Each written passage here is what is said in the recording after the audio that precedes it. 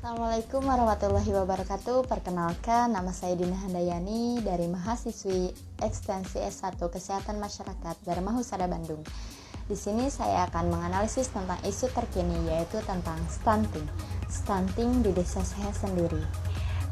Sebelum kita membahas isu tersebut, kita bahas dulu yuk tentang stunting itu adalah kondisi gagal tumbuh pada balita akibat kekurangan gizi kronis dari janin hingga 2 tahun pertama kehidupannya atau 1000 HPK.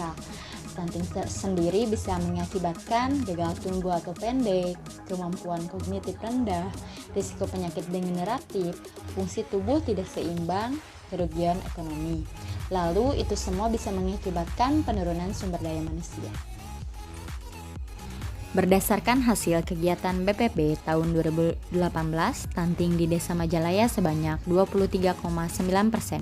Jumlah anak dengan stunting 159 anak dari jumlah sasaran anak sebanyak 665. Karena masalah stunting di Desa Majalaya lebih dari Renstra, yaitu 23,9%, maka Desa Majalaya ditetapkan sebagai Desa Lokus Fokus Penurunan dan Pencegahan Stunting di Kabupaten Cianjur tahun 2019 sesuai dengan SK Bupati. Sini kita bahas dampak yang dapat ditimbulkan dari stunting untuk kesehatan. Yang pertama yaitu jangka pendek, yaitu terganggunya perkembangan otak, kecerdasan, gangguan pertumbuhan fisik, dan gangguan metabolisme dalam tubuh. Dan selanjutnya yaitu jangka panjang, yaitu menurunnya kemampuan kognitif dan prestasi belajar, menurunnya kekebalan tubuh sehingga mudah sakit, lalu risiko tinggi mengalami berbagai penyakit kronis seperti diabetes, penyakit jantung, kanker, dan lain-lain. Terus selanjutnya, ketika dewasa, anak pendek akan memiliki tingkat produktivitas yang rendah dan sulit bersaing di dalam dunia kerja. Untuk selanjutnya yaitu pembahasan tentang hubungan ekonomi terkait dengan kasus stunting.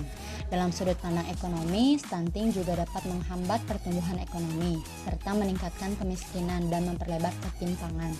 Dalam studi yang dilakukan, observasi pada 74 negara berkembang pada tahun 1984 sampai 2014. Hasil dari penelitian tersebut menyatakan bahwa stunting dapat menghambat pertumbuhan ekonomi dan menurunkan produktivitas pasar kerja. Menurut Kepala Bappenas, pada tahun 2018 menyatakan bahwa dalam jangka panjang, stunting dapat menimbulkan kerugian ekonomi sebesar 2-3%. Yaitu selanjutnya hubungan pendidikan dengan kasus stunting. Tingginya tingkat pendidikan yang dimiliki maka akan mempengaruhi pengetahuan tentang gizi. Semakin rendah tingkat pendidikan ibu, maka proporsi masalah gizi balita semakin tinggi. Begitu pula sebaliknya, hal tersebut menunjukkan bahwa tingkat pendidikan ibu salah satu komponen penting yang tidak bisa diabaikan. Pengetahuan ibu tentang gizi berpengaruh pada perilaku ibu dalam menyediakan makanan bagi anaknya. Ibu yang memiliki pengetahuan gizi baik diharapkan mampu menyediakan makanan dengan jenis dan jumlah yang tepat agar anak dapat tumbuh dan berkembang secara optimal. Pendidikan ibu yang tinggi akan menerapkan perilaku hidup sehat dalam keluarga sehingga status gizi pada anak akan baik.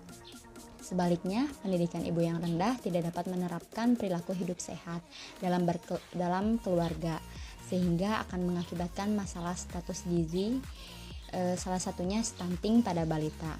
Pendidikan ibu tampak lebih kuat hubungannya dengan stunting. Hal ini menunjukkan ada hubungan tingkat pendidikan dengan angka kejadian stunting pada balita. Untuk selanjutnya yaitu hubungan sosial budaya dengan kejadian stunting. Hubungan dukungan keluarga dengan kejadian stunting dan hubungan pengasuhan anak dengan kejadian stunting. Pola asuh ibu memiliki peran dalam kejadian stunting pada balita karena asupan makanan pada balita sepenuhnya diatur oleh ibunya. Ibu dengan pola asuh baik akan cenderung memiliki balita dengan status gizi yang lebih baik daripada ibu dengan pola asuh yang kurang. Untuk selanjutnya kita bahas yuk penyebab stunting di Indonesia. Yang pertama yaitu praktek pengasuhan yang tidak baik, yaitu kurangnya pengetahuan tentang kesehatan dan gizi sebelum dan pada masa kehamilan. Selanjutnya yaitu 55% anak usia 0-6 bulan tidak mendapatkan ASI eksklusif. Dan 1 dari 3 anak 6-23 bulan tidak mendapatkan MPASI. Penyebab selanjutnya yaitu kurangnya akses ke bahan makanan bergizi, yaitu 1 dari 3 ibu hamil anemia dan bahan makanan mahal.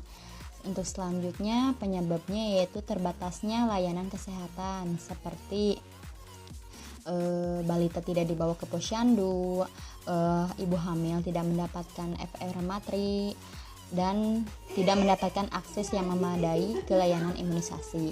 Untuk penyebab selanjutnya yaitu kurangnya akses ke air bersih dan sanitasi.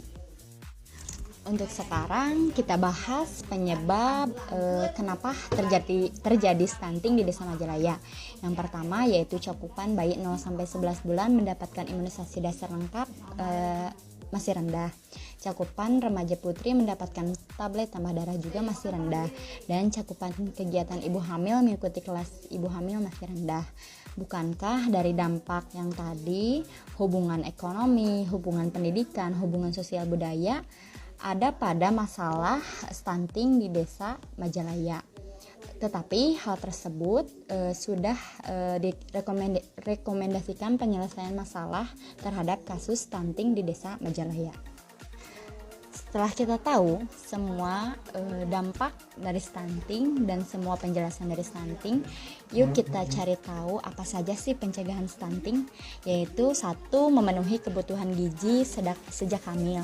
Yang kedua yaitu memberikan ASI eksklusif sampai bayi berusia 6 bulan.